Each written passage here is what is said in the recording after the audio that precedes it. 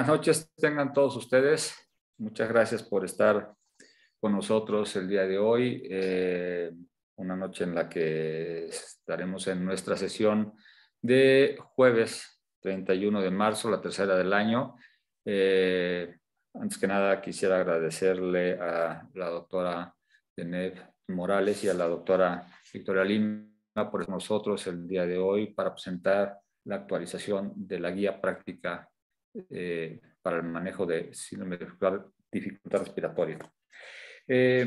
Quisiera comentarles que los acervos académicos de nuestras invitadas, y bueno, quisiera comentar también que la doctora Deneb Morales es egresada de la Universidad La Salle, hizo su curso de pediatría en el Instituto Nacional de Pediatría, y posteriormente hizo neonatología en el Instituto Nacional de Perinatología aquí en la Ciudad de México. Instructora del curso de ACOR y además instructora del curso de reanimación neonatal. Estuvo en una estancia en la unidad de cuidados intensivos neonatales del Hospital General Universitario Gregorio Marañón de Madrid, España. Hizo también un curso en neonatología en la unidad de cuidados intensivos de Bruselas, y actualmente se desempeña como jefa del Departamento de Cuidados Intermedios del recién nacido del Instituto Nacional de Perinatología, y además es nuestra presidenta del Consejo Mexicano de Certificación en Pediatría, sección neonatología. Doctora Morales, muchísimas gracias por aceptar la invitación, y quisiera también presentar a nuestra otra invitada, la doctora Victoria Lima Rogel. Vicky, muchísimas gracias por aceptar la invitación. Gracias por estar con nosotros. Gracias. Es un honor tener también aquí con nosotros. La doctora Victoria Lima hizo pediatría en el Instituto Mexicano del Seguro Social, en el Centro Médico Nacional, y posteriormente hizo neonatología en el Instituto Nacional de Perinatología. La doctora es miembro, el numerario de la Academia Mexicana de Pediatría, miembro de la Academia Americana de Pediatría, miembro de la Sociedad Iberoamericana de Neonatología, y además de la International Neonatology Association, INAC. Evidentemente es miembro de la Federación Nacional de Neonatología, y ha sido reconocida por su destacada actividad académica en la investigación y el desarrollo de la neonatología en México por parte de nuestra Federación Mexicana de Neonatología. Además de esto, ha sido reconocida por la Fundación de Neonatología en Madrid, en España, y recibió el premio por parte de la Sociedad Iberoamericana de Neonatología por la contribución al mejoramiento de la salud neonatal en la región. Premio doctor Miguel Otero y Arce por su entrega y aportaciones académicas, científicas en la salud materna en favor de la niñez. La doctora es investigadora de los Institutos Nacionales de Salud, de la Secretaría de Salud, y además de esto, ella es profesora de la especialidad de neonatología y pediatría de la Universidad Autónoma de San Luis Potosí, en el Hospital Central Dr. Ignacio Morones Prieto. Sin más preámbulos, quisiera darle la palabra a las doctoras para empezar. Empezaremos primero con la doctora Deneb, y posteriormente va a continuar la doctora Lima para cerrar la presentación de las guías nacionales para el manejo del síndrome de dificultad respiratoria. Muchas gracias a ustedes, y también quiero agradecer, antes de continuar, al doctor Ibarra por acompañarme, que va a estar con nosotros en la sección de preguntas y comentarios. Sean todos bienvenidos. Es una noche de un enriquecimiento académico por demás estupendo. Muchísimas gracias por estar con nosotros. Gracias, Vicky. Gracias, Deneb, Vicky. Bienvenidos. Gracias.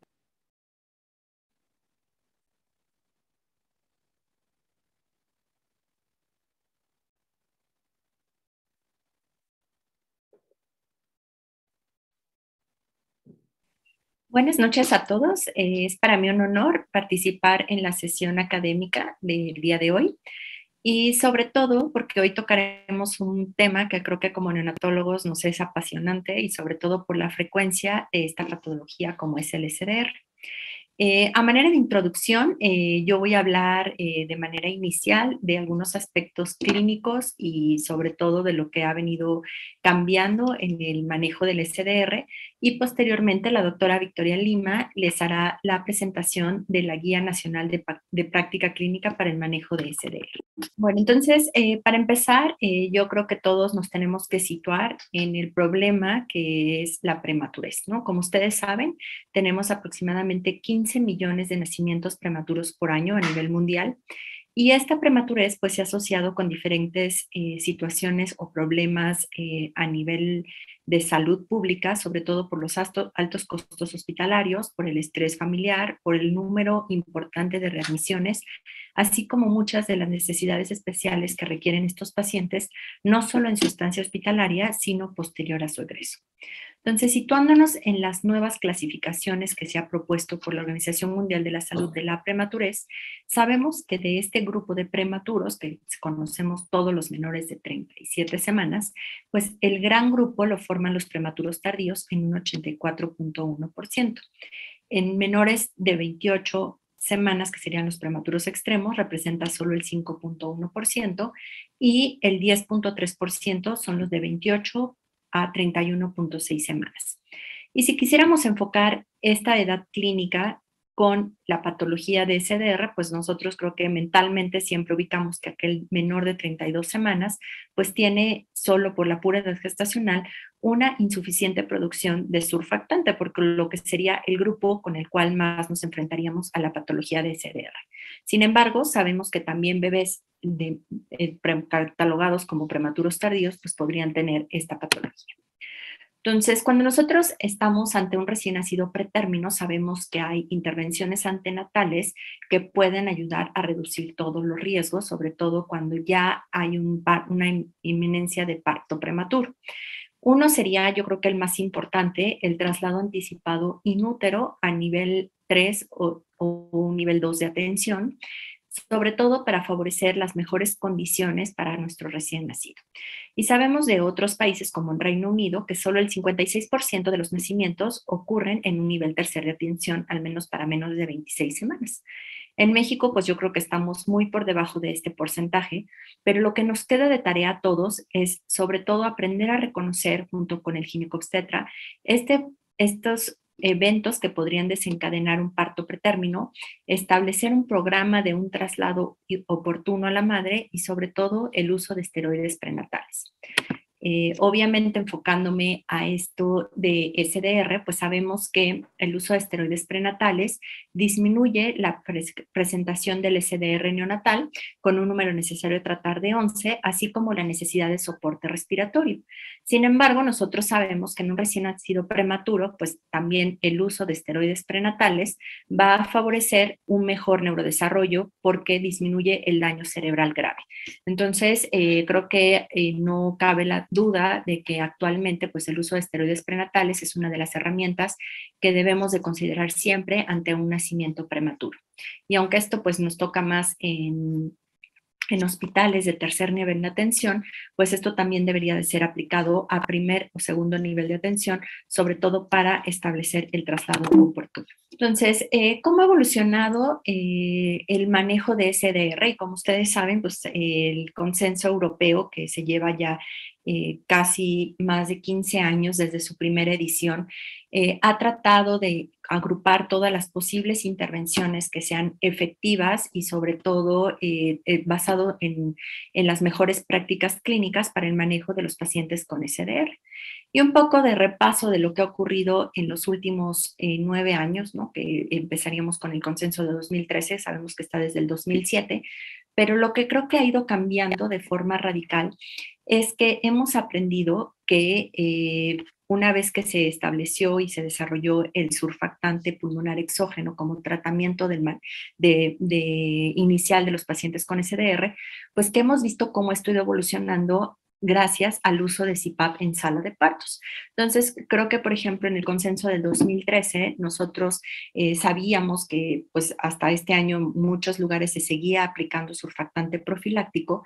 Sin embargo, ya para el 2013 se establece que aunque un 30 a 40% de los recién nacidos prematuros menores de 25 semanas son intubados durante la reanimación, y muchos de estos fallan al CPAP y son intubados en las siguientes 72 horas, se establece que aquel paciente entre 26 y 29 semanas, que creo que aplica mucho más a los límites de viabilidad que tenemos en México, el 50% pueden ser manejados sin necesidad de intubación y o uso de surfactante. Y yo creo que esto fue el gran parteaguas en lo que hemos hecho en el manejo neonatal, sobre todo desde sala de partos, en donde ya tenemos nosotros la obligación, ¿no? Y ojalá tuviéramos todos el recurso para tener un CPAP y un mezclador en sala de partos para establecer un manejo inicial.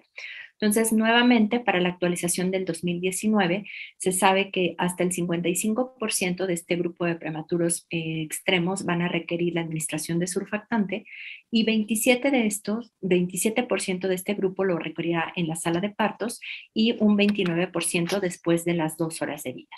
Entonces, nuevamente nos enfrentamos a tener todos los recursos en sala de partos y posteriormente en la unidad de cuidados intensivos o intermedios neonatales para el correcto manejo de estos pacientes.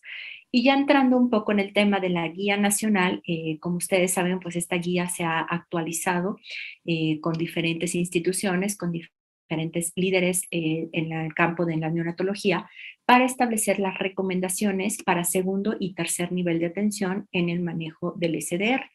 Entonces, los principales objetivos de esta guía nacional han sido pues, detectar los factores de riesgo para SDR, realizar un diagnóstico temprano, iniciar un tratamiento oportuno, homologar los criterios para administración de surfactante, establecer directrices para manejo ventilatorio no invasivo e invasivo, así como evitar o disminuir el tiempo de ventilación mecánica y proporcionar un tratamiento integral desde el nacimiento. Entonces, yo no les voy a hablar de la guía nacional, sino de lo que creo que ha sido lo más importante en todos estos cambios, sobre todo situándonos en la realidad de México. Entonces, como ustedes saben, en muchos países el límite de viabilidad se ha establecido en 22 semanas, principalmente en Japón y algunos centros de Estados Unidos y de Europa. Sí, y este límite de viabilidad, ¿de qué depende? Pues sobre todo del intercambio gaseoso que se establece a partir de la formación de neumocitos tipo 1, neumocitos tipo 2 y el desarrollo de capilares. Y vean cómo a diferentes edad gestacional, pues hay centros que sí ofrecen una reanimación, al menos vean en este grupo de 22 semanas de gestación, un 25% establecería algún tipo de reanimación o de tratamiento, pero pues algunos centros menos del 5% establecen.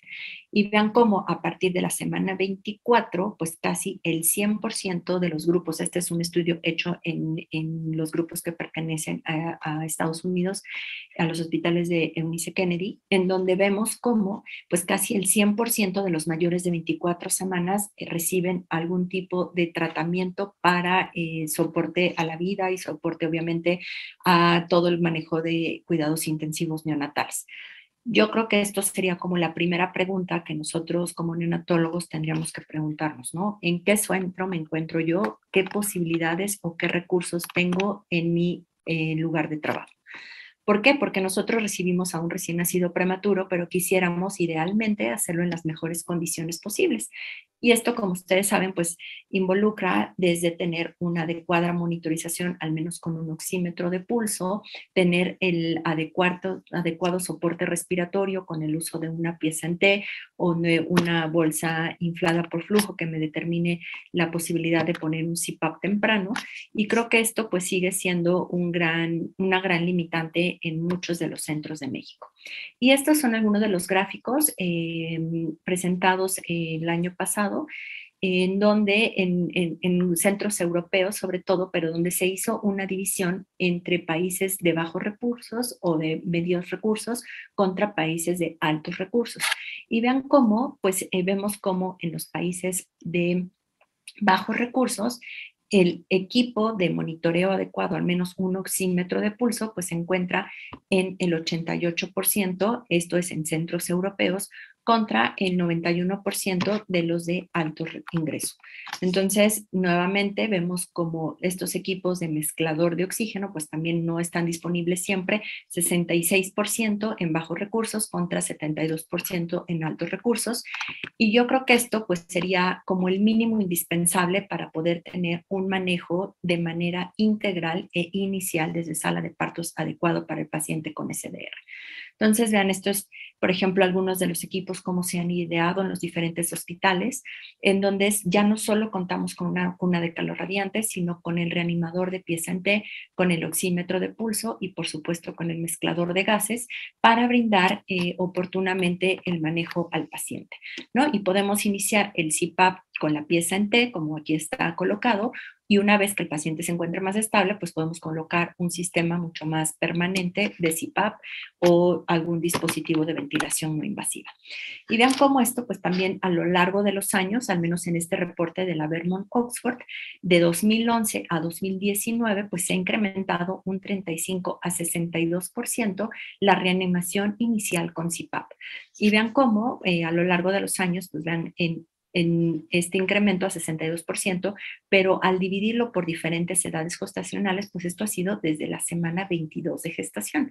Entonces, digo, muchos de los grupos que pertenecen, hospitales que pertenecen a la Vermont Oxford, pues casi son todos de Estados Unidos, algunos de Canadá, pocos de Latinoamérica, pero vean cómo pues creo que este incremento se ha dado a nivel mundial. Y cuando yo quisiera establecer, o si nosotros nos preguntamos cómo iniciar el manejo respiratorio de nuestros pacientes con SDR, pues yo creo que tenemos como muchas preguntas, ¿no? Al igual que lo hacemos en el manual de reanimación neonatal, establecer si nuestro paciente tiene adecuado esfuerzo respiratorio, cómo está su frecuencia cardíaca, cómo está su coloración, pero aquí es obligado tener un oxímetro de pulso. Si el paciente es candidato a recibir un tratamiento, ya sea con CPAP o con ventilación presión positiva o con intubación neurotraqueal, pues yo tengo que tener el mejor dispositivo para entregar una adecuada presión y un adecuado volumen, y de manera ideal pues quisiéramos medir lo que estamos haciendo, ¿no? Si tuviéramos determinación del volumen corriente de manera no invasiva, pues sería como el escenario ideal. Y en los siguientes minutos o en los siguientes 60 a 120 minutos, decidir si mi paciente es candidato a la administración de surfactante, y si nosotros decidimos administrar surfactante de acuerdo a las diferentes guías y obviamente a la guía nacional, ya sea que usemos el método menos invasivo para administración de surfactante, por sus siglas en inglés LISA, o el método INSURE, decidir oportunamente el paciente candidato a administrar el tratamiento, y sobre todo también no olvidar el uso de cafeína temprana. Ahora, respecto al diagnóstico temprano, creo que las directrices a nivel mundial han ido cambiando. Inicialmente, pues era un diagnóstico radiológico, ¿no? Que creo que cada vez se ha dejado un poco más en desuso. Actualmente nos guiamos mucho más por la fracción inspirada de oxígeno, pero no olvidar que lo que viene en las nuevas recomendaciones es el diagnóstico temprano por ultrasonido y establecer un score que nos guíe la necesidad de tratamiento con surfactante. Y esto pues creo que es de las guías del consenso europeo lo que más ha generado una apertura de este tratamiento, sobre todo el manejo integral, es establecer las medidas o intervenciones que sobre todo nos ayuden a la sobrevida del paciente, pero a disminuir los efectos adversos, incluyendo la displasia broncopulmonar. Entonces yo creo que de las medidas que más han demostrado que son benéficas, pues ustedes lo saben, el uso del CPAP en sus diferentes modalidades, y como fue descrito inicialmente con Gregory, en lo cual pues fue en 1971, sabemos que esto ha cambiado, pero que sigue siendo yo creo que la herramienta fundamental para el tratamiento. ¿Qué ha cambiado? Pues la manera de entregar el CPAP, sobre todo las interfaces que cada vez son más cómodas, que ofrecen menos fugas, menor lesión a la vía aérea, pero sobre todo asegurar una adecuada entrega de presión para favorecer el reclutamiento alveolar. Ahora, respecto a la administración de surfactante, ustedes saben, descrito inicialmente en 1980 por Fujiwara, posteriormente autorizado en los 90 por la FDA, y actualmente pues todo va hacia las técnicas de administración menos invasiva, y yo creo que es hacia donde México tenemos que ir, en entrenarnos, en hacer cada vez técnicas menos invasivas. Y por supuesto, pues quisiéramos en los próximos años tener respuestas acerca de la administración de surfactante, ya sea en nasofaringio o en aerosol, para poder ser cada vez menos invasivo en el tratamiento del SDR. Bueno, pues a manera de introducción, quisiéramos compartir la experiencia que se ha tenido a lo largo de los años, sobre todo ver lo que nos ofrece la Guía Nacional del Manejo del SDR. Muchas gracias.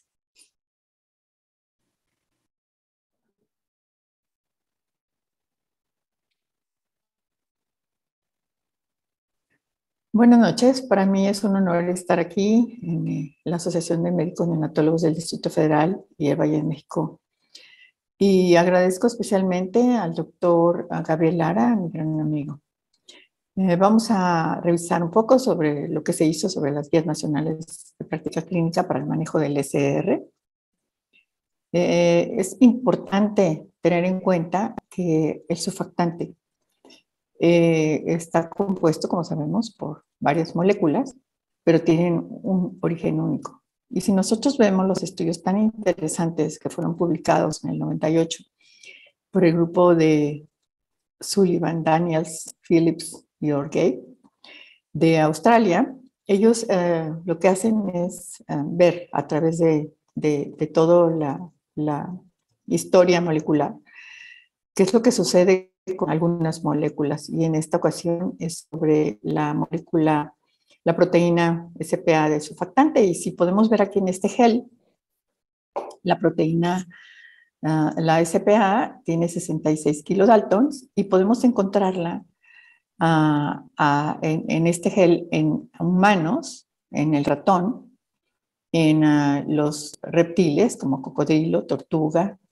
en los peces pulmonados. Sabemos que los peces pulmonados surgieron a raíz de que las aguas se rarificaron, y por ejemplo en Brasil empezaron a aparecer peces pulmonados, en África, y en otros peces los encontramos, ¿no? Entonces es una molécula que forma parte del surfactante y que está expresada en la mayoría de las especies.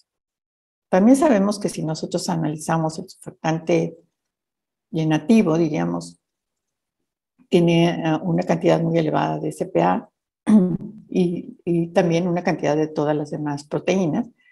Si la comparamos con esos surfactantes, con el Practan alfa, con el Bractan, con el Infasurf y con el Exosurf, vamos a ver que el Practan alfa tiene una cantidad mayor de proteína SPC y SPB, sobre todo, que sabemos que sin esa no podemos vivir.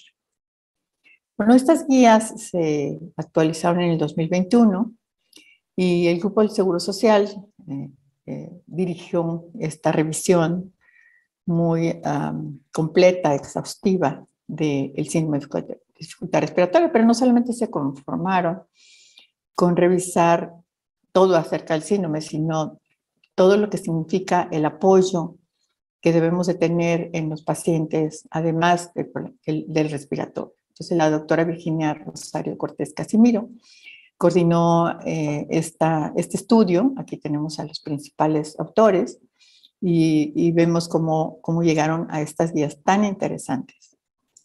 Una justificación que utilizaron ellos es que en México, en el 2016, en la base de datos nacionales y también en los estudios de Martínez Velarde en el 2014, ellos encontraron que el 50% de las muertes neonatales en México en ese año eran secundarios a problema respiratorio y asfixia. ¿Sí? Que no estamos tan lejos de lo que es en el mundo. Sabemos que la prematurez es la principal causa de muerte, y después los problemas relacionados con la atención, todo lo relacionado al parto, que es la asfixia. Y pues en los problemas, en las causas de muerte de los prematuros, pues obviamente son los problemas respiratorios. En los niños menores de un año, el 25% de las muertes, la causa pues fueron los problemas respiratorios. Y en el 2016 se reportaron 4.996 casos de síndrome de dificultad respiratoria. Es una justificación muy válida para poder revisar todas estas guías que ya se habían hecho en años anteriores.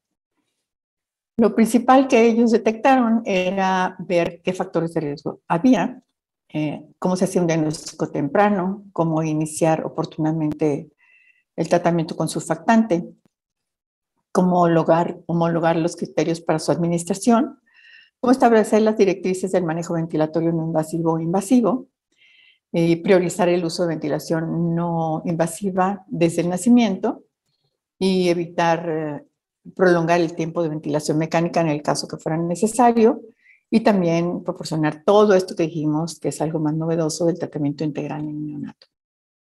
Como evidencia tenemos, pues, ellos utilizaron CPAP antes de decir el uso de surfactante, que sabemos que es, vamos a revisar un poquito de eso.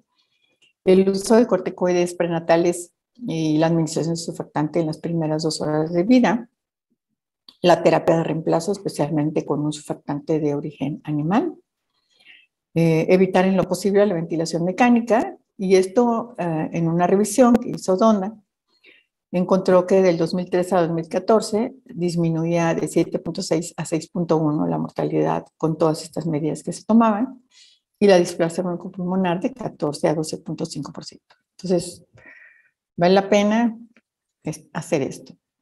También sabemos que el surfactante tiene una cinética, y bueno, ha habido personas que lo han marcado, en este caso con radioisótopos, y se hizo el estudio en pretérmino de 27 semanas. Y bueno, se utilizaron 2 dosis, la que nosotros sabemos que es el pool que tenemos a esa edad, que es 100 miligramos por kilo, digo, en el recién nacido, y el de 200, que es el que estamos utilizando para dar un plus y que haya dentro de la posa metabólica del surfactante, que haya un reciclaje y que se aproveche mientras que el bebé empieza a producir surfactante, que personas de mi edad les tocó que teníamos que esperar hasta que empezaran a producirse surfactante, ¿no? Y pues había una mortalidad muy alta. Y aquí vemos cómo a los 50 segundos el surfactante ya está distribuido perfectamente bien en los 2 lados del pulmón, ¿no? O sea, en sus dos, en el lado derecho y en el lado izquierdo.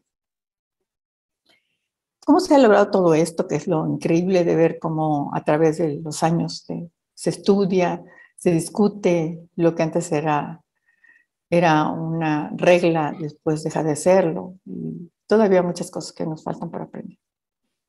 Y vemos aquí, por ejemplo, en esta revisión de SOL, que es muy interesante, ahora del 2013, cómo es que pudo disminuirse a menos 1.4% la displasia en estos bebés tan pequeñitos, de 501 gramos a 1500 gramos, ¿no? Que son aproximadamente los bebés menores de 30 semanas y más pequeños. Y vemos aquí cómo es que los esteroides prenatales incrementaron en un 5.7% en este periodo, con los resultados que ya habíamos mencionado. La intubación disminuyó en 4%, el oxígeno también, que antes se utilizaba para todo, en 4%, cualquier tipo de ventilación en 6.9%. Y el surfactante incrementó su uso en el área tocoquirúrgica hasta un 17.6%, con todo esto que sabemos acerca de que debemos de iniciarlo en forma temprana. Y lo más importante, el CPAP nasal. El CPAP es ahora uno de los puntos tan importantes para nuestros bebés, y esto incrementó hasta un 10.6%, y la cánula de alto flujo, que también ha empezado a tomar auge. Nosotros acabamos de hacer un estudio para demostrar la no inferioridad con respecto al CPAP, y pues incrementó hasta en un 13%, o sea, una forma significativa. También lo que tenemos aquí, que es muy importante, es qué estrategias ventilatorias también tienen evidencia para disminuir la muerte y la displasia. Entonces, otro punto que se toca. Y lo que ya dijimos, el CPAP nasal contra dar ventilación mecánica, pues va a disminuir las 2 variables de desenlace más importantes, que es la displasia y la muerte. Si utilizamos ya cuando a este bebé CPAP comparamos contra ventilación con presión positiva intermitente nasal, pues también la última que dije es disminuye también un riesgo de displasia o de muerte. También tenemos lo que es el surfactante, en menos de 2 horas. Vean cómo es significativo, no pasa la unidad. Y las nuevas técnicas que se están utilizando de LISA cuando se comparó con Insuri, pues por supuesto que disminuyó el riesgo de displasia y muerte porque es menos invasiva. Sigue siendo invasiva, pero no es tan invasiva. Con respecto a los medicamentos, sabemos que la cafeína y la dexametasona después de los 7 días, así como la budesonida, que toma como vehículo al surfactante, van a también promisoriamente a ayudar a disminuir estas complicaciones tan graves y a mejorar la sobrevida.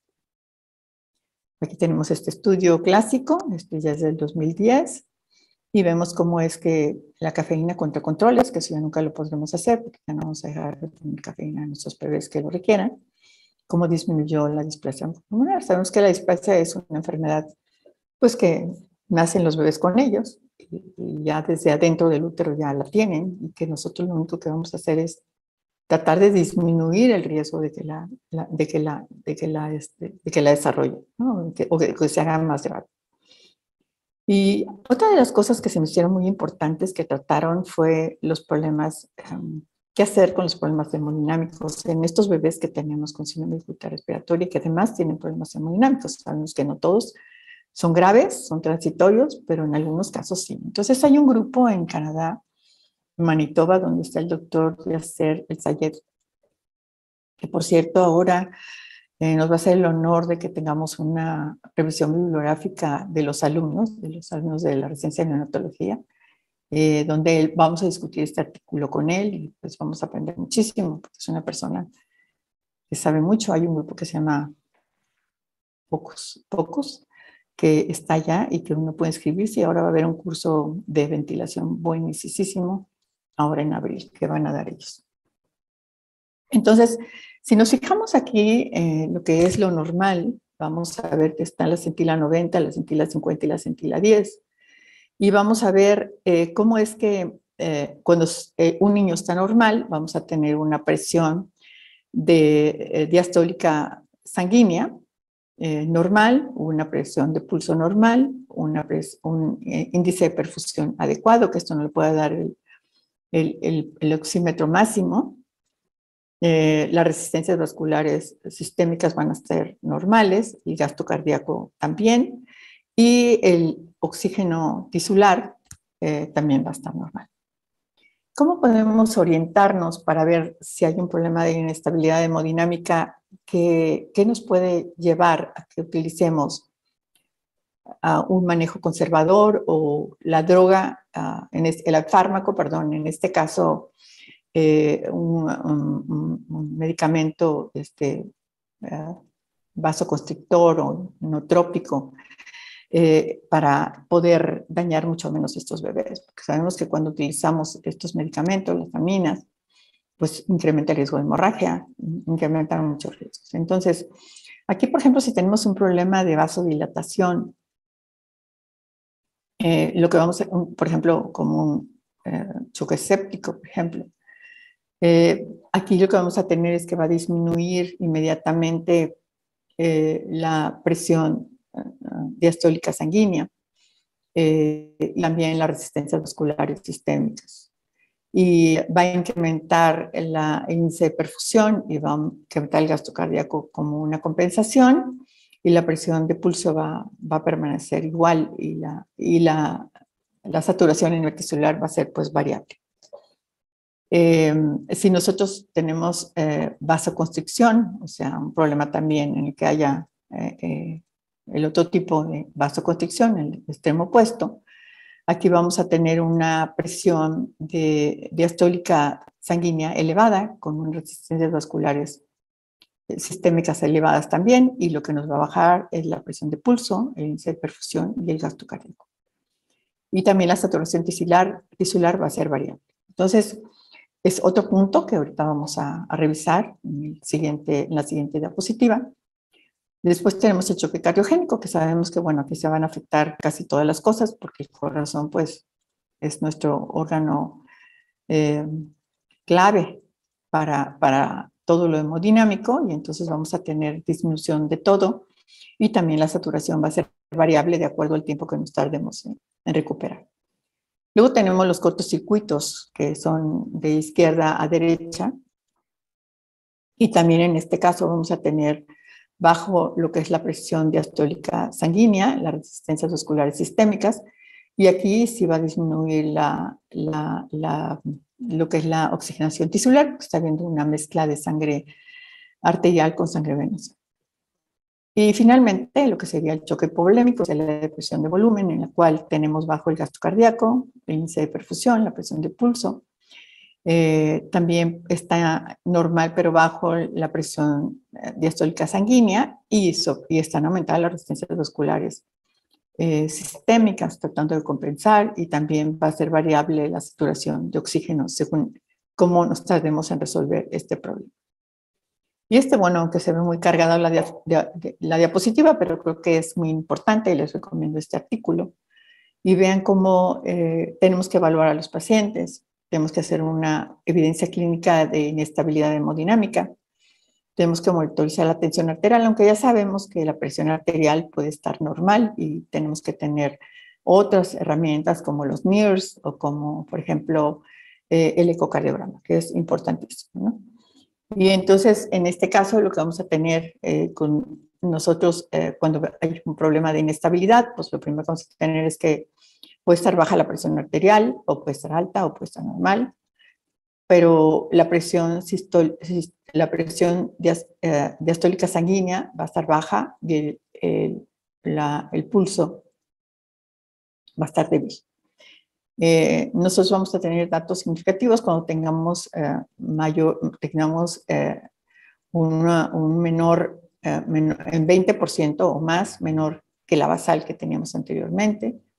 Y si tenemos cualquiera de estos datos, que sería el ácido láctico más de 3 milimolas por litro, la acidosis metabólica, el índice de perfusión menor de 0.4, el llenado capilar mayor de 4, y la saturación de oxígeno menor de 60, y la fracción de extracción del oxígeno que vemos con los NIRS menos de 0.3. Podemos tener mecanismos fisiológicos compensatorios y podemos salir adelante de este problema. Pero cuando hay vasodilatación, bueno, la presión diastólica va a estar baja, el llenado capilar va a estar aumentado, las resistencias van a estar bajas, y las causas pueden ser un choque séptico o una inflamación sistémica, o un inicio tardío de estos problemas, o una disfunción de la glándula suprarrenal del prematuro, o que utilicemos medicamentos como fármacos como anestésicos o como opioides, y que el paciente tenga una acidosis persistente. El tratamiento, pues, hay que tratar la causa, primero que nada, ver todo, la fisiología, la fisiopatología, y podemos utilizar vasopresores como norepinefrina o vasopresina, o puede agregarse incluso dopamina, que ahora es un poquito más, somos más cautos con este fármaco. Si hay un choque cardiogénico, que es lo que revisamos anteriormente también, la presión de pulso va a estar baja, el gasto cardíaco va a estar bajo, y las causas pues va a ser una precarga baja, una hipertensión pulmonar, o una disfunción miocárdica, una presión media de la vía aérea elevada, o una acidosis, o una sobredosis de inotrópicos, que eso es algo muy importante que tenemos que tener en cuenta.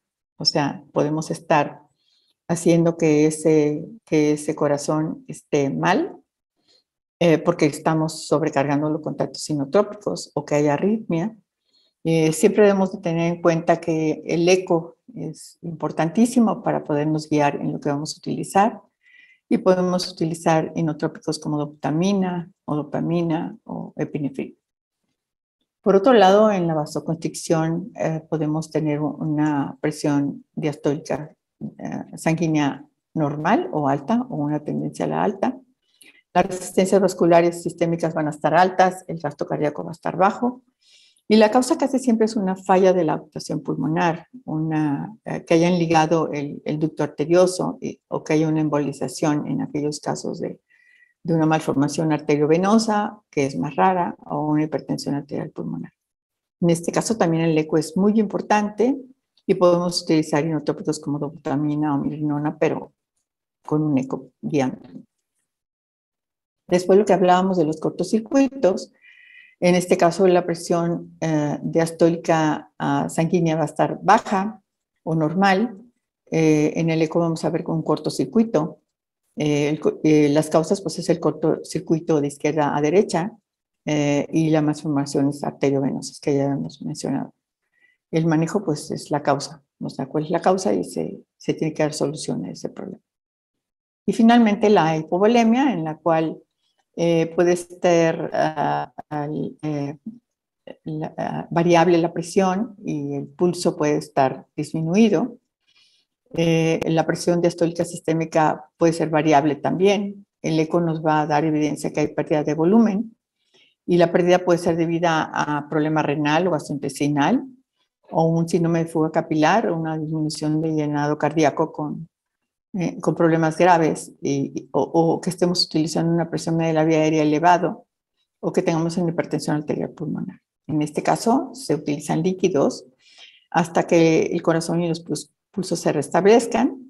Y los inotrópicos, eso es algo muy importante que tenemos en cuenta, debe tener en cuenta, no están indicados en una pérdida de volumen, porque lo que necesita el paciente precisamente es eso. Y bueno, aquí también vienen, que no vamos a mencionar, algunas otras consideraciones muy importantes que tenemos que tener en cuenta.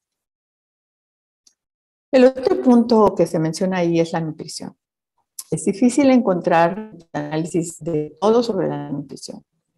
Entonces, no hay artículos que nos orienten tanto a esto. Entonces, es una revisión que se hizo en el 2018 por Osborne y ellos lo que utilizaron fue un aporte muy bajo de proteína, de 2 gramos por kilo por día, un aporte bajo de 2 a 3 gramos por kilo por día, un aporte alto de 3 a 4 gramos por kilo por día y muy alto de 4 gramos por kilo por día.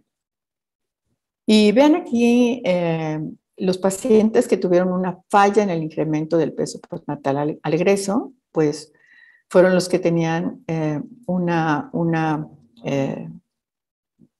aporte bajo comparado con los que tenían un aporte alto, no muy alto, alto, porque muy alto se ha visto que hay muchos efectos adversos. Y entonces vean, pero si ustedes revisan aquí, o sea, el índice de confianza va de 0.56 a 0.97, o sea que realmente una evidencia así muy significativa, pues sí la tenemos, pero no tan importante.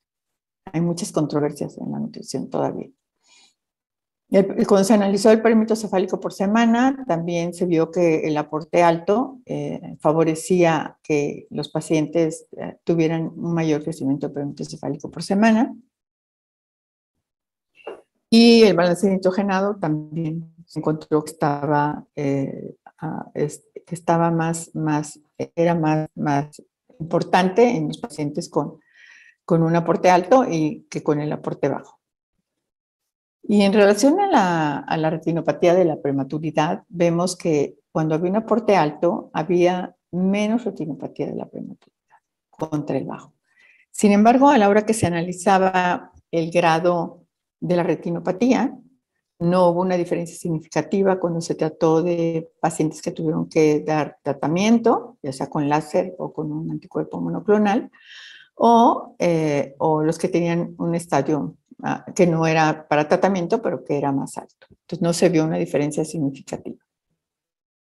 Lo que sí se vio es que con los niveles altos, pues se encontró un poquito más elevada la urea, que es algo que tenemos que tener mucho cuidado.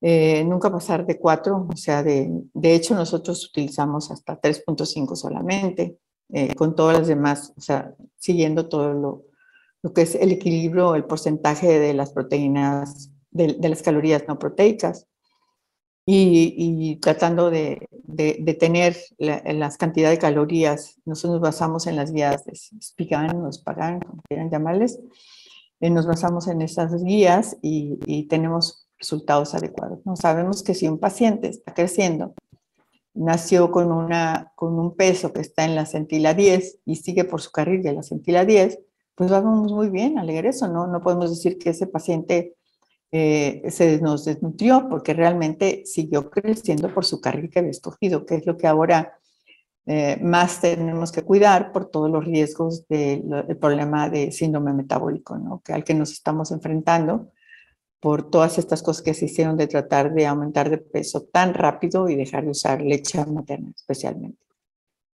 Entonces, en esta revisión, la evidencia, pues ellos mencionan que es de muy baja calidad, lo que sugiere que el aporte alto reduce la incidencia de falla en el crecimiento postnatal, que aporte de aminoácidos de 2 a 3 gramos por kilo por día y el inicio temprano de lípidos en menos de 24 horas, que nosotros los iniciamos desde el principio a estos bebés, se asocia con una reducción de la falla del crecimiento y que hay una evidencia muy baja calidad que sugiere que el aporte de aminoácidos reduce la retinopatía, pero no la retinopatía severa, que es lo que habíamos visto. Entonces, en base a todo eso se hizo este flujograma tan interesante, o este algoritmo tan importante, y en el cual lo que se analiza es todo lo que ya mencionamos y lo que ellos buscaron tan arduamente en la literatura. Y pues todo lo que ya dijimos y que está comprobado de cuándo iniciar el surfactante, qué cantidad de surfactante debemos de iniciar, en qué momento debemos de iniciar, con qué técnica podríamos utilizar el surfactante, el CPAP temprano, que es básico. Yo ahorita a las 7:30 recibí mi nieto, espero que sea mi último nieto, es el noveno nieto, y pues nació con taquipnea y por supuesto que tiene CPAP, ¿no? Y esperamos que todo evolucione satisfactoriamente. Es importantísimo, ¿no? O sea, y el momento en que vamos a decidir retirarlo, por supuesto, el apoyo de la cafeína, que es tan importante para que estos bebés en los que está indicado tengan una respiración adecuada. Y el extubar rápidamente a los pacientes es algo que tenemos que tener en cuenta, la nutrición, los líquidos que vamos a utilizar, y todo lo que es el entorno de nuestro paciente, la temperatura, todo lo que cuidamos en todas las unidades de cuidados intensivos con estos bebés, para que todo salga lo mejor que pueda y entregarle a las mamás un bebé sano y que pueda estar con su familia. Pues agradezco su atención y las preguntas con mucho gusto las responderemos. Gracias.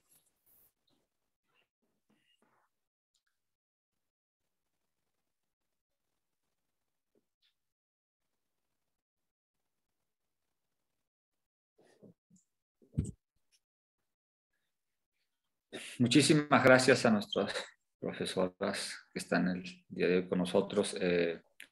Gracias, doctora Deneb. Gracias, doctora Lima.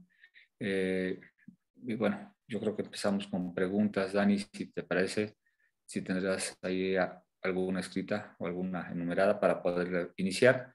Y si nos hacen el favor de prender sus cámaras también para que estemos visualmente en contacto, porfa. Sí, muchas gracias. Nos hacían una primera pregunta de una restricción de crecimiento intrauterino tipo 1 de 31 semanas, ¿se le pondrían esteroides o no? Esteroides prenatales. Hay que recordar que los esteroides prenatales los ponemos cuando pensamos que el bebé va a nacer en los siguientes 7 días. Eso lo establecen claramente los maternofetales. Si fuera una tipo 1, se podría vigilar hasta las 37 semanas, pero podemos aprovechar para comenzar con la primera parte, ¿no? Más preventiva, que serían los esteroides prenatales. ¿Para quién la pregunta, Dani? Pues sí, puede ser para la doctora Deneb. Parece que tiene problemas con la cámara para iniciar. No sé si quiere abrir el micrófono y así contar si tiene problemas. Sí, claro. Buenas noches a todos. Gracias. Hola, Deneb. Sí, si nos puedes platicar, vamos en esteroides prenatales, la relación que hay tan estrecha que debemos tener con nuestros colegas de ginecología y obstetricia. Un poquito, porque es una de las maniobras que más ha reducido la morbimortalidad, ¿no? Entonces, de lo más económico y espectacular que tenemos, pero hablar un poquito del uso y abuso. Sí, yo creo que, bueno, los esteroides prenatales siguen siendo pues como la herramienta prenatal más efectiva específicamente para SDR, además de los beneficios que ofrecen en hemorragia intraventricular, en enterocolitis, o sea, creo que sigue siendo como la estrategia que debemos de promover. Y específicamente en restricción de crecimiento intrauterino, pues no hay como, o sea, esto ha ido cambiando, ¿no? En los primeros se decía que no había que administrarlo, pero sobre todo basado en la alteración de flujos que pudiera haber, obviamente dependiendo del grado de restricción. Entonces, al menos para grado 1 y grado 2 no estaría contraindicado el uso de esteroides prenatales. Sin embargo, en grados severos de restricción, ¿no? Un grado 4, probablemente sí existe una contraindicación porque esto podría alterar mucho más el flujo sanguíneo a nivel de arteria cerebral media, ¿no? O sea, arteria uterina, entonces probablemente ahí sí no habría una indicación. Creo que el abuso al que te refieres, Dani, pues sigue vigente, ¿no? Inclusive el consenso europeo menciona no debemos de dar más de 2 ciclos de esteroides prenatales porque esto podría asociarse con una disminución en el desarrollo del perímetro cefálico, sobre todo. Entonces, pues ya de manera más reciente la controversia de si betametasona o dexametasona, yo creo que pues seguirán los estudios, pero no sé si la doctora Lima de hecho pedía que subieran un artículo que está publicado en 2011 sobre la restricción de crecimiento intrauterino y el uso de esteroides prenatales. Creo que ahorita lo van a subir al chat. Pero creo que sí, solo en restricción severa, con alteración en los flujos, probablemente no estaría indicado dar el esteroide prenatal. Sí, creo que ya lo subieron, ¿no, Dani? Ya lo subiste. Sí, sí, ya está arriba. Sí, sí, gracias, Denet. Preguntan, estamos conectados en Facebook Live, estamos empezando con esta experiencia de conectarnos en redes sociales a través de Facebook, y preguntan en Facebook qué parámetros usar cuando hay fracaso con el CPAP y en qué momento utilizar la cafeína, cuál es el momento estratégico desde el punto de vista terapéutico. No sé si la doctora Lima quisiera contestar esta pregunta. Sí, sí, cómo no. La primera que me hiciste, ¿cuál es? ¿En qué parámetros usar para cuando hay un fracaso en CPAP? Bueno, sí, perdón. Hay varios artículos que mencionan en qué debemos guiarnos para valorar si hay un fracaso en CPAP, pero uno de los más importantes pues es el escalamiento en la necesidad de oxígeno, ¿no? Sabemos que el punto de corte que tomamos generalmente es 30% y si empezamos a requerir más oxígeno y el paciente tiene además otras alteraciones, pero sobre todo eso podríamos hacerlo en el área tocoquirúrgica, entonces quiere decir que podemos tener un riesgo muy alto de falla de CPAP, ¿no? Y luego tenemos, pues bueno, las gasometrías, la diferencia arterial de oxígeno, y otros parámetros, ¿no? Pero en general creo que uno de los más importantes es el escalamiento en la necesidad de oxígeno, ¿no? En la sala de partos, por ejemplo, sería ya lo que es en la sala, en la UCIN, bueno, pues tenemos la radiografía, la gasometría, otros parámetros en que basarnos. Y estos pacientes pues deberán pasar obviamente a ventilación asistida, mecánica, y ahí, dependiendo del área donde nosotros trabajemos, pues vamos a utilizar el tipo de ventilador, aunque sabemos que el volumétrico es mucho mejor, y basándonos en todo en la edad gestacional, otros parámetros, pues decidir con qué vamos a iniciar, ¿no? Con qué presiones vamos a iniciar. En cuanto a la cafeína, creo que la cafeína ha demostrado que entre más temprano se utilice, es mejor su resultado que tenemos. Y eso ya hay unas guías bien especificadas que ya la doctora Lourdes Lemos desarrolló y que ya están publicadas en artículos en los cuales se puede acceder, ¿no? Entonces creo que ya hay una buena... Además, en las guías, las recomendaciones y la evidencia de las guías nacionales también menciona todo respecto en el flujograma al inicio de la cafeína, ¿no? Entonces, estaban por ahí comentando, estaba viendo en el chat que por qué no habíamos desglosado el flujograma, ¿verdad? Pero yo creo que es un documento que podemos comentar, porque son realmente poco tiempo, pero está libre en nuestro, si ustedes entran a lo que es las guías nacionales de reanimación, ya está ahí libre y de ahí de cualquier país se puede meter y pueden bajarlas, ¿no? Para que puedan leerlo. Y de hecho compartimos las guías en el chat. Ah, perfecto. Muchas gracias, Dani. Okay. Otra pregunta. Preguntan, creo que es interesante que platiquemos más teniendo a nuestras invitadas expertas, el concepto de falla de CPAP, ¿no? Entonces, hablar un poquito de cuál es la presión continua recomendada, si hay que tomar alguna consideración en cuanto a la edad gestacional, o es más bien como un concepto fisiológico. Y también preguntan del límite de 30%. Hay que recordar que ese 30% sale de un estudio del doctor Peter Dargaville, donde vieron predictores de falla de CPAP, ¿no? Entonces, algo que correlacionó muy bien fue más de 30% de FIO2. O sea, más de 30% de FIO2 como prueba diagnóstica te predecía qué bebés iban a finalmente requerir surfactante. Entonces, podemos platicar un poquito de cuál sería la estrategia en la sala de partos.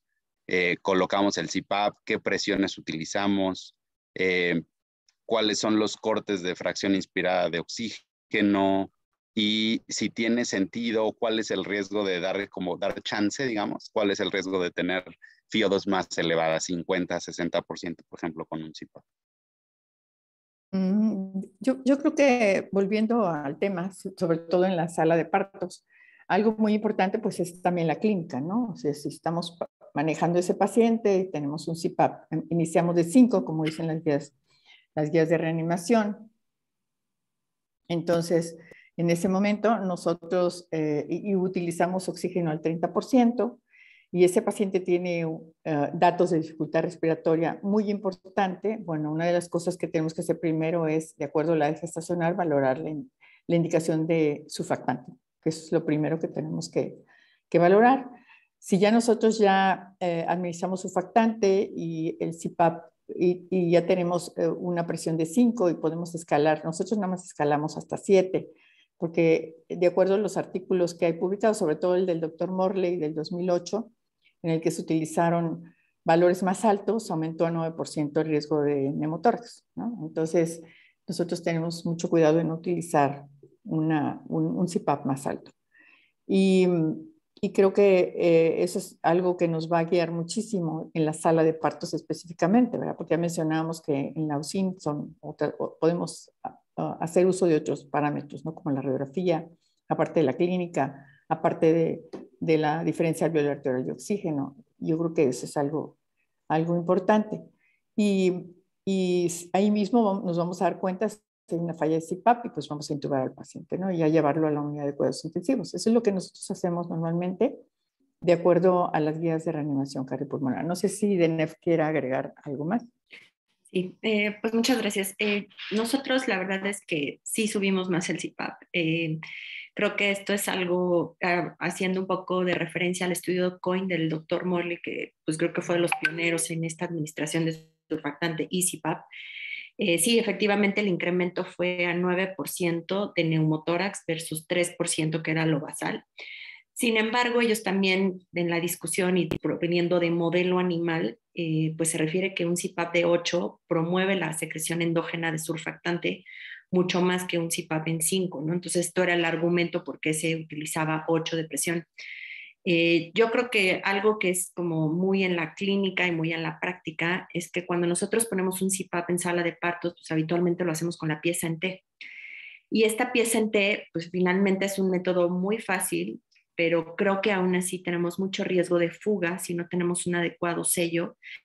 Y algo que viene en la guía nacional, que creo que es un poco diferente al consenso europeo al menos, es el tiempo que dan como límite para la administración de surfactante, ¿no? Entonces, en la guía europea, por ejemplo, refieren subirlo hasta 9 centímetros de agua y sobre todo como que aplicar este rescate temprano en las primeras 2 horas de vida. Yo creo que la FIO2 no debería de variar, ¿no? Justo por lo que comentaba Dani del estudio del doctor Dargaville, en donde 30% es como el valor ideal en el prematuro. Inclusive esto recordarán que al principio se manejaba más de 40% en mayores de 28 semanas y menos de 30. Esto ya finalmente en la nueva guía desapareció este menos de 30 o más de 40. Pero creo que algo importante es que el método de CPAP debe ser adecuado, ¿no? Entonces, a veces este método de hacerlo con un CPAP empieza en T y que no hagamos un buen sello, pues no nos va a asegurar que estemos dando los 6 o los 8 centímetros de agua, ¿no? Entonces, creo que un CPAP ya bien fijo, ya sea con mascarilla o con prongs, nos daría la medición o menos la certeza de que estamos entre 7 y 8 centímetros de agua, para poder decidir que falló el CPAP y sobre todo recordar que esta administración de rescate temprano pues tiene mucho fundamento en que todavía el pulmón no tiene inflamación o el proceso inflamatorio no está establecido y que además el surfactante se distribuirá mejor en un medio líquido. Entonces, que probablemente estas 2 horas son en el rango que nos da para que sea una buena administración, sea efectiva y todavía no tengamos el proceso inflamatorio a nivel pulmonar. No sé si esto contesta la pregunta. De hecho contesta a otra pregunta también.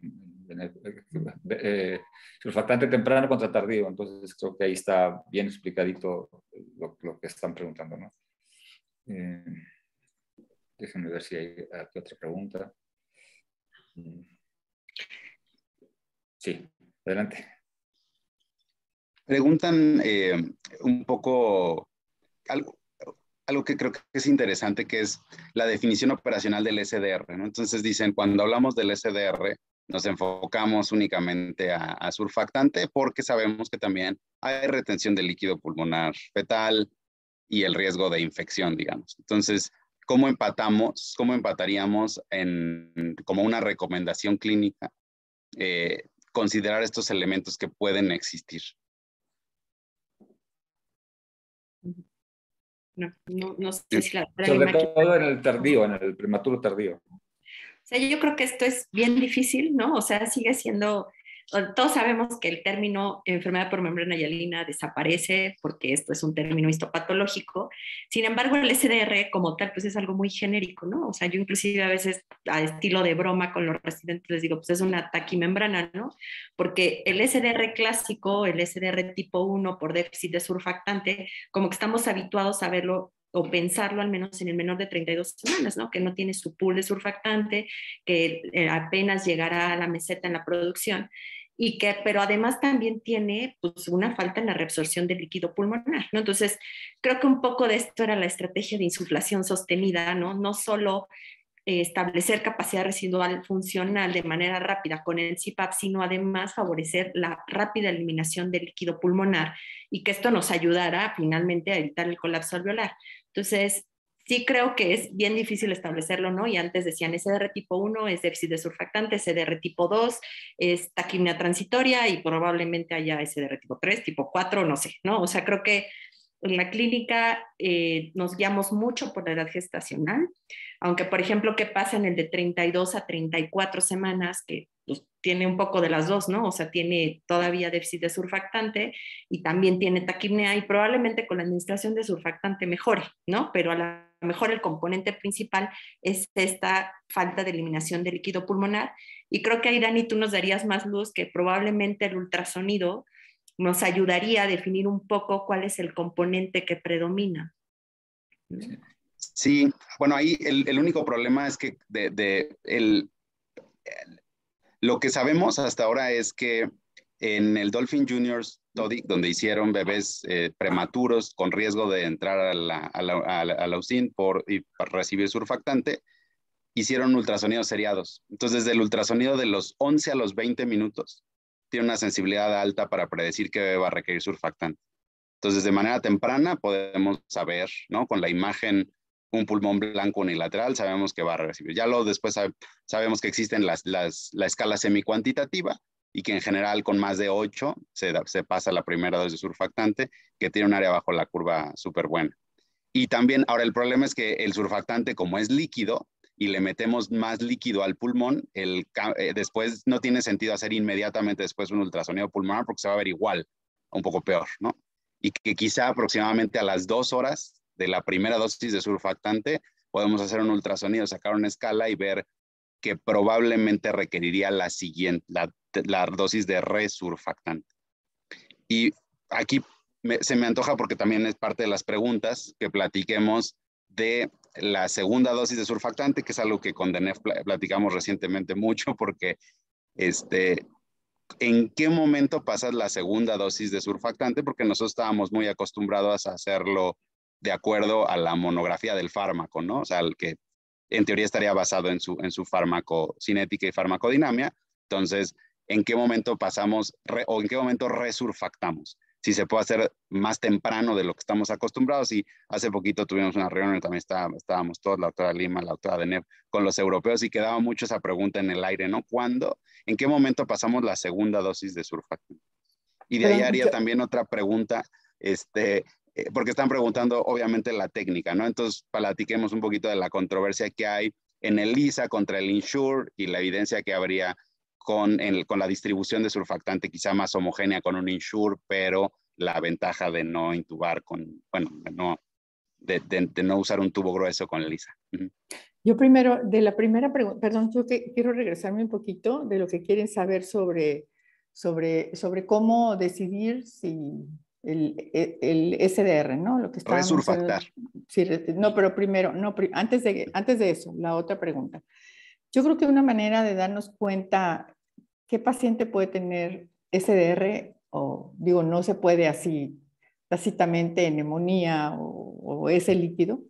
Yo creo que, como decía DENEF, los menores de 30 semanas, ¿no? Si un bebé tiene menos de 30 semanas y ese bebé no tiene una restricción del crecimiento uterino, no tiene una corioamnionitis severa la mamá y tiene problema respiratorio grave, o sea, vemos que está con mucha dificultad para respirar, entonces creo que ese bebé sí podríamos decir que tiene un SDR, ¿no? El bebé que tiene dificultad para respirar, pero que tiene un RCI muy severo, podría tener alguna otra complicación, ¿verdad? Como una neumonía, por ejemplo, porque pues, si es simétrico, pues puede ser una infección. Entonces, a lo mejor con ese bebé ser más cautos en la utilización del surfactante y pensar posiblemente ya en la unidad de cuidados intensivos con una radiografía y todo, decidir qué es lo que se va a hacer, ¿no? Igual, si hay un antecedente de una infección severa, pues también ver realmente con una radiografía si hay una imagen de una galáctea, y bueno, pues eso sí va a necesitar surfactante, ¿no?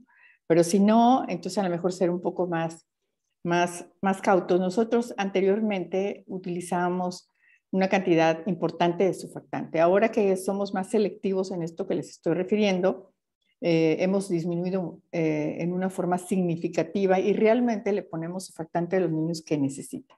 Entonces creo que eso es algo que tenemos que hacer, tener los antecedentes, ver realmente todo el panorama, todo el entorno del bebé para no agredirlo, administrando lo que a lo mejor no requiere o no dejar de utilizar algo que es importantísimo que se utilice, ¿no? Yo primero contestaría de esa manera, no sé, y luego ya a ver si de lo que tú preguntabas, si DENEF quiere preguntar, y luego yo ya con mucho gusto.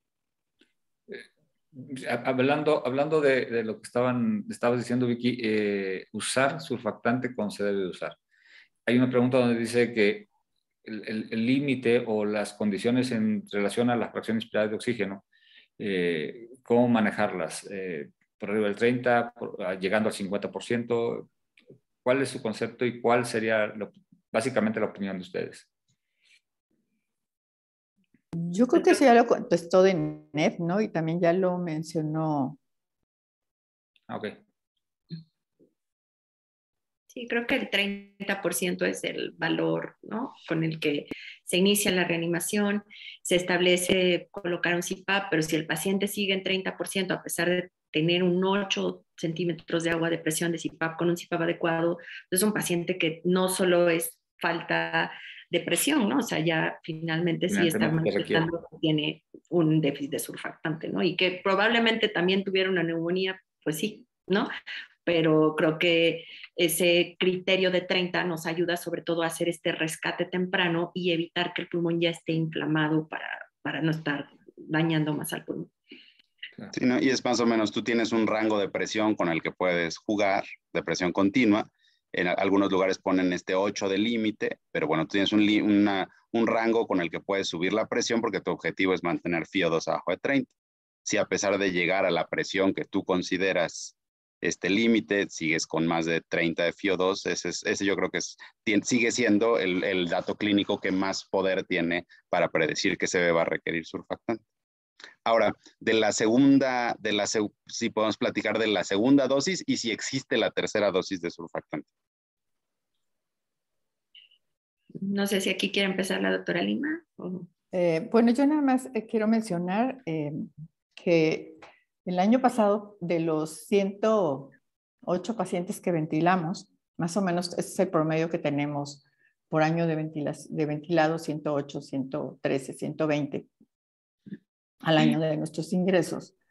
Quiero decirles que solamente en 2 pacientes utilizamos una segunda dosis de surfactante. Yo creo que es muy importante si uno tiene un reclutamiento adecuado, que eso ya lo mencionabas, Benet, si uno recluta adecuadamente al paciente, si uno hace un manejo adecuado ventilatorio, un apoyo, va a ser muy poco frecuente que tengamos que utilizar una segunda dosis de surfactante. O sea, más o menos quiero decirles que en 2 pacientes en todo el año, en todo eso es que les estoy diciendo, utilizamos una segunda dosis. Entonces, no sé si varíe de acuerdo a las instituciones en las que, según cómo sea el manejo, pero yo creo que si el manejo inicial es el adecuado y el soporte ventilatorio es el adecuado posteriormente, si tenemos cuidado con todo lo demás, como menciona nuestra guía que publicaron, que se me hace muy, muy, muy bien hecha, la nutrición, la temperatura, el haber hecho el pinzamiento tardío del cordón umbilical, todo lo que está alrededor, ese paciente va a tener una evolución óptima y va a ser muy poco frecuente que utilicemos una segunda dosis de surfactante. Esa sería mi opinión. Vicky, y una preguntota, ¿ustedes pasan esa primera dosis de surfactante con Insure o con Lisa? Nosotros intubamos al paciente. Con Insure. Hasta ahorita vamos a tener, no, pero lo intubamos y lo dejamos intubado. Lo llevamos intubado y luego lo extubamos allá en la sala. Porque no tenemos todavía, nosotros como vimos en los, bueno, no como vimos, sino como está reportado en los artículos, pues un 50% de los niños que realmente está indicado el surfactante y que son menores de 30 semanas, pues van a volverse a intubar con el Insure, ¿verdad? Un 50%, un 50%. Sí, de entonces todos los estudios esa era la cifra de la rama de control que se tenían que intubar de todos modos. Exacto, entonces por eso nosotros lo que hicimos fue, bueno, nosotros todavía no estamos, no tenemos el convencimiento en aquel tiempo, dijimos, para utilizar la técnica de Lisa, porque estábamos esperando que saliera el estudio, ¿te acuerdas el de Peter Dargaville? El segundo estudio que se acaba de publicar, en el cual él estaba utilizando MIST, o sea que es lo mismo, ¿no? Pero con otro catéter, etcétera. Entonces, es muy interesante el segundo artículo que el doctor acaba de publicar y creo que a la larga no tiene un resultado tan tangible como los del grupo de Colonia, donde sí hay una disminución muy importante de displasia, ¿no? Él no encontró este resultado tan importante. Entonces, hemos sido cautos. Este año que inicia, pensamos realizar un protocolo sobre Lisa, ¿verdad? Ya después que hicieron todas las revisiones, todo lo que se hizo, y entonces vamos a empezar a utilizar esta técnica. Pero la otra la dejamos de utilizar por ese motivo, porque realmente, de verdad, tienen que volver a intubar esos bebés que realmente son muy pequeños, pues un 50%, ¿no? Entonces, ahora vamos a hacer el protocolo y pues ya presentaremos posteriormente resultados para ver cómo en nuestra población fue el desenlace, ¿no? De las variables que vamos a considerar. Hace otra pregunta un poquito al margen de lo que estamos platicando, hablando y le dicen a la doctora Lima, le preguntan a la doctora Lima, ¿cuál es la dosis o el aporte máximo de aminoácidos en un recién nacido, conociendo su inmadurez renal, Vicky? Nosotros nos guiamos mucho por todo lo de Spagan o Spigan. Y si ustedes leen el del consenso del 2018, o sea, lo que publicaron en sus guías, ellos refieren que debemos utilizar hasta 3.5 y que 4 se debe utilizar solamente para fines de investigación. Entonces, también los resultados que hay en lo que yo presenté, pues sí hay un poco más de elevación de azoados. Entonces, por eso es que nosotros no subimos más de 3.5. Pero hay países en donde utilizan 4, ¿no? Ya tuvimos unas prácticas de los de la federación que organizan muy bien todos los presidentes, los anteriores y el presidente actual, nuestro presidente, el doctor Moisés, y ellos utilizan 4 y nosotros máximo lo que utilizamos es 3.5 por todo, porque no hay todavía una evidencia así clara de que no puedas producir un daño en esos pacientes. Se acaba de salir un artículo recientemente que habla sobre la elevación de cloro importante si utilizamos cifras de 4 en adelante, ¿no? Gracias. Y insistieron un poquito con lo de la resurfactación. Resurfactación, sí. Entonces, igual para preguntarle a Deneb, nosotros en el Infantil de México recibimos muchas veces a los bebés trasladados y ya tienen la primera dosis. Y tenemos ya unos años de usar ultrasonido pulmonar. Entonces, en general, pues el bebé que llega con más de 30 a 40% de FiO2 y en el ultrasonido pulmonar tiene una escala mayor a 10, es un bebé que seguramente necesita la siguiente dosis de surfactante. Como bien explicó la doctora Lima, mucho de la segunda dosis de surfactante puede tener que ver con la adecuada aplicación de la primera dosis y de la maniobra y de cómo manejaste con ventilación no invasiva o invasiva a tu paciente. Entonces le quería preguntar igual a la doctora Deneb, segunda dosis de surfactante, ¿qué concepto tienen? Y yo creo que tercera dosis casi nunca existe, ¿no? Sería extraordinario y quiere decir que algo falló en algunas en las primeras 2 aplicaciones. Sí, pues sí, de acuerdo con los comentarios anteriores, nosotros, por ejemplo, en perinato hicimos un estudio en 2017, nosotros sí usamos técnica INSURE y tenemos reportada una falla del 38%. Entonces, sí, la literatura varía mucho, desde un 10% hasta un 50%, pero a pesar de que tenemos este 38%, vimos que el porcentaje que más falla, obviamente, son los menores, los de menor peso y menor edad gestacional. Entonces, en estos bebés sí teníamos un mayor índice de reaplicación, pero en global reaplicamos en un 2%. O sea, de los pacientes estudiados en realidad casi no reaplicamos a pesar de usar técnica INSURE.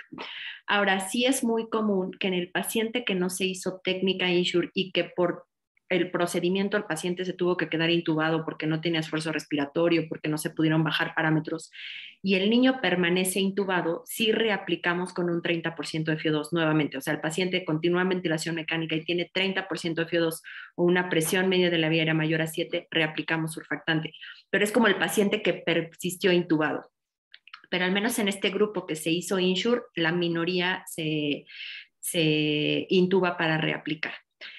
Y pues algo que, no sé, yo creo que me gustaría agregar, digo, dado que tuvimos la oportunidad de estar en el grupo pues, de expertos, ¿no? Con el doctor Schroer de esta técnica lisa, ¿no? Y por qué pues Europa es como, claro, todos tenemos que hacer lisa y lisa es la respuesta y lisa menos displasia y todo va por lisa. Y como que en América en general lisa, digo, me refiero mucho de Estados Unidos que no ha sido tan promovido el uso de lisa. Yo creo que sí es mucho probablemente la falta de adiestramiento que nosotros tengamos, o sea, recordar que en el método Hobart descrito inicialmente se utilizaba, ¿no? Y que lo mismo se hizo con el método de Colonia, la pinza esta de McGill, ¿no? Pero algo que, digo, yo creo que todos nos complicaría un poco es que, pues ellos están acostumbrados a hacer intubación nasotraqueal y en la intubación nasotraqueal siempre ocupan la pinza de McGill, ¿no? Entonces, ya hasta que resurgen todos estos catéteres semirrígidos y que finalmente ya tenemos en México el SurfCAD y el LisaCAD y todos los catéteres, probablemente sea una estrategia que debamos de utilizar, al menos creo que sí nos falta un poco ver que el MIST y el Optimist, ¿no? Y ahora la publicación que saldrá en los próximos años sobre el surfactante en aerosol, pero creo que sí es como ir migrando hacia LISA. Creo que, pues, aunque la escuela americana no lo ha promovido tanto, la escuela europea, que tiene mucho más experiencia, ha demostrado, ¿no? Metaanálisis que disminuye la displasia broncopulmonar. Yo creo que ese sigue siendo nuestro reto. Nosotros en perinato empezamos apenas con método LISA en algunos pacientes, ¿no? Digo, también tenemos que tener toda esta curva de aprendizaje para hacer esta intubación, pero creo que finalmente el beneficio es no dar la ventilación con presión positiva, ¿no? O sea, no ventilas al paciente, aunque el término menos invasivo, quién sabe si de verdad sea tan menos invasivo, pero sí no expones a mayor presión positiva a los pacientes. Sí, sí, ese concepto es importante y en algunas de nuestras sesiones nos acompañó el doctor De Luca, mencionaba eso, ¿no? Que quizá la parte invasiva es la laringoscopía, ¿no? No es la introducción del tubo, sino es la laringoscopía, que de todos modos hacen las dos técnicas. Y yo también me quedo un poco con los estudios de que Insure asegura quizá un poquito más la distribución más homogénea de surfactante. Entonces, dependiendo de los recursos que tengamos pues es algo que hay que considerar y que es muy importante individualizar para cada una de nuestras poblaciones, ¿no? Y tomar decisiones con base a lo que requiere individualmente cada grupo, ¿no? Perdón, le preguntan a la doctora Lima en Facebook si tiene estadísticas, Vicky, en función de displasia broncopulmonar, días de ventilación y complicaciones, si tienes algo que puedas hablarnos al respecto. Nosotros ahorita estamos analizando del 2018 al 2021 todos nuestros pacientes. Estamos analizando todo eso para decir los días de ventilación y eso. Y en cuanto a... ¿Cuál fue la otra pregunta que me hiciste? Complicaciones, displasia. Complicaciones. Bueno, neumotórax, quiero decirles que es muy bajo, o sea, tenemos muchísimo cuidado con todo lo de las presiones y todo. Displasia broncopulmonar tenemos 60%, o sea, si es alta nuestra incidencia de displasia broncopulmonar. Y el uso de surfactante en otras patologías fuera del SDR. Fuera del SDR, pues sería la indicación una neumonía por estreptococo grupo B. Nosotros tenemos más infecciones por gram negativos, ¿verdad? Es por lo que tenemos, o sea, E. coli es lo que, cuando aislamos alguna bacteria en aspirado traqueal o en sangre, pues generalmente así temprana, porque es muy difícil porque todas las mamás tienen antibiótico. Generalmente lo que aislamos es E. coli. Y hicimos un estudio con una reacción de cadena de la polimerasa para ver cuáles son si había realmente bacterias contra los hemocultivos. Y nuestra sorpresa fue pues que sí, que realmente pudimos con oligos específicos para cada bacteria, pudimos encontrar que sí había antecedentes de bacterias en contra de los hemocultivos, ¿no? Que salían negativos porque la mamá toda recibe antibiótico. Claro que esto es caro, ¿verdad? Es muy caro. Digo, ahora lo hemos aprendido más ahora con esto del COVID. Y entonces fue un estudio nada más de investigación. Pero es muy interesante, o sea, si nosotros hiciéramos PCR en una forma rutinaria, diríamos entre comillas, porque no me gusta decir esas palabras de rutina, a todos los bebés que tienen antecedente de una corio o de que pensamos que tienen una sepsis temprana, seguramente nos llevaríamos una sorpresa, así como nosotros nos la llevamos de las bacterias que realmente están los fragmentos ahí que se van a amplificar con esta técnica, metiendo los oligos específicos para cada bacteria. Okay. Y hablando un poquito también del monitoreo gasométrico en los niños, sobre todo los prematuros extremos, ¿cuál sería la recomendación en este sentido? En niños con SDR aplican surfactante, ¿en qué momento o en qué función de qué estaríamos haciendo el seguimiento para no depletar de tanto volumen al bebito, ¿no? Bueno, cuando un bebé se intuba y tiene SDR y le pusimos surfactante, pues obviamente que necesitamos una gasometría, ¿no? Para ver. O sea, tenemos toda la monitorización con los NIRS para esos bebés menores de 1.500 gramos. Siempre tenemos los NIRS. Ahí tenemos el índice de perfusión, que también es muy importante, con el máximo, que nos lo da la pulsioximetría de máximo. Y como ya les mencioné en lo que les presenté del artículo tan interesante del doctor, ya sé que está en Canadá, en Manitoba, Canadá, creo que la gasometría pues también es un punto importante, ¿no? Que tenemos que valorar. Si la gasometría es una gasometría que está bien, entonces ya nos basamos en la pulsoximetría, en el índice de perfusión, para ver cómo está hemodinámicamente, me refiero, no para tomar una decisión ventilatoria. Y vamos viendo cómo va la evolución del paciente, cómo nos permite bajar los parámetros, pero procuramos no estar tomando gasometrías en forma muy frecuente. Si el paciente está estable, no tomamos a menos que hagamos algunos cambios importantes, ¿no? Sí, el problema es que no todos los hospitales, sobre todo en nuestro país, tienen todo este monitoreo, ¿no? Entonces... Sí, bueno, y saber que o sea, con oximetría de pulso, digamos, como muchas de las decisiones las tomamos con base en límites de FiO2 y así pueden haber bebés donde quizá la parte de la oxigenación nos queda clara porque podemos bajar FiO2 si tenemos una oximetría de pulso adecuada. Y lo único que hay que cuidar mucho en los pequeños, que creo que es muy importante, es el CO2. El CO2 transcutáneo ha resuelto eso en algunos lugares, pero bueno, es una técnica complicada que requiere de personal dedicado, pero sí puede ser normal que tengamos un bebé con SDR con un curso adecuado, que quizá no tengamos que estar picando. No sé qué opina la doctora Deneuve. Yo estoy de acuerdo. Nosotros creo que también, bueno, digo, creo que tenemos la ventaja de tomar muchas gasometrías de cordón, que eso también nos da como un panorama de cómo venía todo. Y sí, cuando administramos surfactante, generalmente tomamos una gasometría post administración de surfactante, pero no la tomamos para decidir la administración de surfactante, ¿no? O sea, si tiene FiO2 y completé CIPAVA 8 centímetros y tengo FiO2 de más de 30, administramos surfactante y tomamos después. Generalmente creo que la complicación es, sí, pues no, obviamente la técnica, ¿no? Nosotros tomamos puras gasometrías capilares, a menos que tengamos un catéter arterial umbilical, pues tomaremos gasometrías arteriales. Y el uso del CO2 transcutáneo, pues yo creo que sería como la solución a todo. Sin embargo, creo que son muy pocos los centros en México que cuentan con él. Sí. Y que además pues tiene toda una técnica para estar cambiando la sonda, evitar quemaduras, lesiones en la piel, ¿no? Pero, por ejemplo, simplemente en pacientes en alta frecuencia, pues esto sería como la solución ideal, ¿no?